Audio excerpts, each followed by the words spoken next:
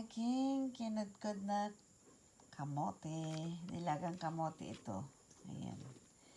Ngayon, dagdagan natin ng glutinous flour para buuin nating dough. Yes.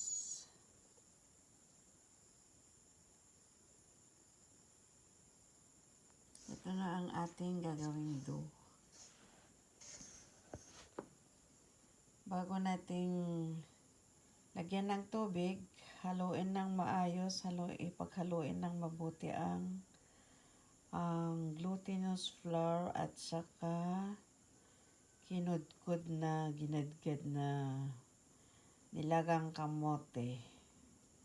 Ngayon, lagyan na natin ng tubig para gawin na nating dough.